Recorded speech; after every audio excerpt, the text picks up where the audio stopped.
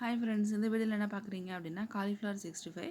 அதுக்கு காலிஃப்ளவர் நல்லா சுத்தமாக க்ளீன் பண்ணிவிட்டு வாஷ் பண்ணி எடுத்துக்கோங்க. கொஞ்சமாக உப்பு, கொஞ்சம் மஞ்சள்தூள் போட்டு நல்லா ஒரு கொதி வர வரைக்கும் அடுப்பில் வச்சுருங்க. ஒரு கொதி வந்ததை ஆஃப் பண்ணிக்கலாம். ஏன் அப்படின்னா அப்போ தான் அதில் இருக்க புழுவெல்லாம் வெளியில் வந்துடும். ஸோ சுடு தண்ணியிலேருந்து எடுத்துகிட்டு ஒரு 2 தடவை நல்ல தண்ணியில் வாஷ் பண்ணிவிட்டு இது மாதிரி தண்ணி வடிய விட்டுருங்க. இதுக்கான பேட்டருக்கு 1 ஸ்பூன் கடலை மாவு, 5 ஸ்பூன் அரிசி மாவு, இந்த ஸ்பூன் அளவுக்கு எடுத்துக்கோங்க. ஒரே ஸ்பூன் அளவு. காரத்துக்கு தகுந்த மாதிரி மிளகாத்தூள், கொஞ்சம் மஞ்சள்தூள், டேஸ்ட்டுக்கு உப்பு, ஓமம் கசக்கி எடுத்துக்கோங்க 1 டீஸ்பூன். எல்லாமே எடுத்துகிட்டு கொஞ்சமாக தண்ணி விட்டு அந்த எடுத்துருக்க மாவு எல்லாத்தையும் அதில் சேர்த்துக்கோங்க. கொஞ்சம் கொஞ்சமாக தண்ணி விட்டு கலந்துக்கோங்க. ஒருபடியாக தண்ணி சேர்த்து நல்லா தண்ணியாக இருக்கக்கூடாது. இது வந்து கொஞ்சம் கொல கொலன்னு இருக்கணும். உருண்டை பிடிக்கிற மாதிரி இருக்கக்கூடாது, தண்ணியாகவும் இருக்கக்கூடாது. அந்த கன்சிஸ்டன்சி பார்த்துக்கோங்க. இப்போ பாருங்கள், நான் காமிச்சிருக்கேன். இந்த மாதிரி இருக்கணும் பேட்டர்.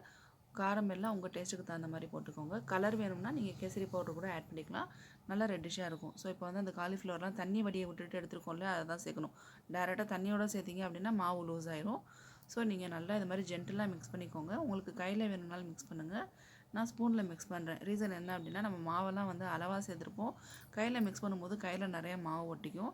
ஸோ அதை அவாய்ட் பண்ணுறதுக்காக தான் நான் ஸ்பூன் எடுத்திருக்கேன். இந்த கன்சிஸ்டன்சி மாவு இருக்கணும். கண்டிப்பாக காலிஃப்ளவரில் எல்லாமே மாவு நமக்கு ஒட்டி இருக்கணும். உங்களுக்கு லூஸாக இருக்க மாதிரி இருக்குதுன்னு நினச்சிங்கன்னா இந்த நேரத்தில் நீங்கள் ஒரு 1/2 ஸ்பூன் இல்லைனா ஒரு 1 ஸ்பூன் நீங்கள் அரிசி மாவு சேர்த்து நல்லா மிக்ஸ் பண்ணிக்கோங்க. ஜென்டிலாக மிக்ஸ் பண்ணுங்கள். ஸ்பீடாக மிக்ஸ் பண்ணிங்கன்னா காலிஃப்ளவர் உடஞ்சிரும். 1 மணி நேரம் நல்லா ஊற வச்சுடுங்க.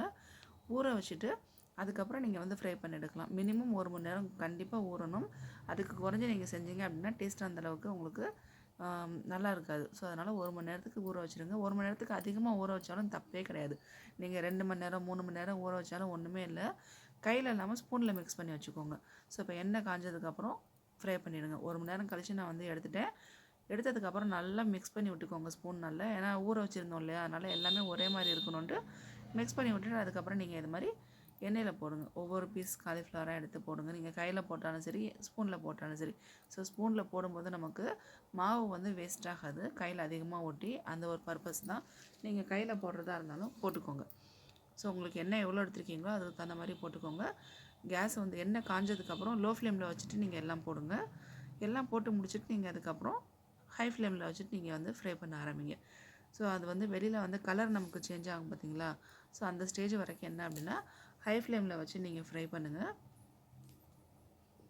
அதுக்கப்புறம் நீங்கள் வந்து மீடியமில் இல்லை லோ ஃப்ளேமில் வச்சுட்டு நீங்கள் ஃப்ரை பண்ணலாம். ஸோ இது 65 பண்ணுறதுக்கு, காலிஃப்ளவர் 65 பண்ணுறதுக்கு கொஞ்சம் பேஷன்ஸோடு பண்ணுங்கள். ஏன்னா ஃப்ரை பண்ணுறதுல தான் நமக்கு அந்த கிறிஸ்பினஸ்ஸே நமக்கு கிடைக்கும். எடுத்ததுமே நீங்கள் ஃபுல்லாக ஹை ஃப்ளேமில் வச்சுட்டு நீங்கள் ஃப்ரை பண்ணிங்க அப்படின்னா வெளியில் மட்டும் கலர் சேஞ்ச் ஆகிருக்கும். அது கிறிஸ்பியாக இருக்காது, உள்ளே சாஃப்டாக தான் இருக்கும். ஸோ அதனால் பார்த்துக்கோங்க, நமக்கு உள்ளே சாஃப்டாகவும் வெளியில் கிறிஸ்பியாக வரணும். இப்போ லோ ஃப்ளேமில் வச்சுட்டு எண்ணெய் நல்லா ஹீட்டாக இருக்கும் பார்த்தீங்களா, அதிலே நல்லா கிளறி விடுங்க. கிளறி விட்டுட்டு திரும்ப என்ன பண்ணுங்கள் அப்படின்னா எடுக்க போகிறதுக்கு முன்னாடி 1 நிமிஷம் ஃபுல் ஃப்ளேமில் வச்சுட்டு நல்லா கிளறி விடுங்க. இப்போ நமக்கு வெளியிலே நல்லா கலர் சேஞ்ச் ஆகிருக்கும்.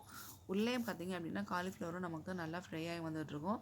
ஸோ காலிஃப்ளவர் வந்து நமக்கு கிறிஸ்பியாக இருக்காது, அதை தெரிஞ்சுக்கோங்க. இப்போ லோ ஃப்ளேமில் வச்சுட்டு அந்த ஹீட்டில் கொஞ்சம் வந்து ஃப்ரை பண்ணுங்கள். இது மாதிரி தட்டி பாருங்கள்.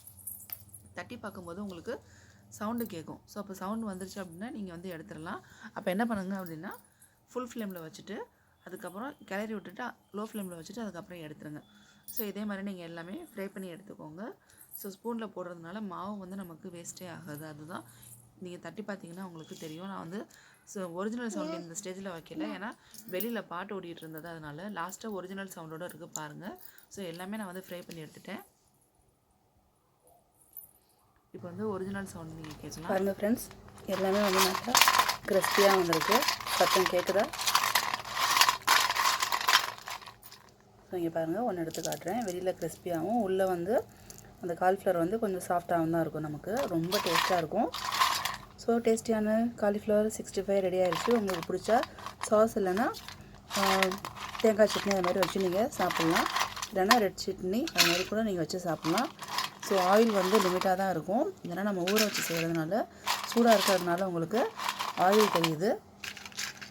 ஸோ சாப்பிட்றதுக்கு ரெடி ஆகிடுச்சு 65. உங்களுக்கு பிடிச்சா மறக்காமல் லைக் பண்ணுங்கள், ஷேர் பண்ணுங்கள், கமெண்ட் பண்ணுங்கள், சப்ஸ்கிரைப் பண்ணிவிட்டு பக்கத்தில் இருக்க பெல் பட்டனை ப்ரெஸ் பண்ணுங்கள். அப்போ தான் நான் போடுற வீடியோஸ் நீங்கள் உடனே பார்க்கலாம். தேங்க்ஸ் ஃபார் வாட்சிங்.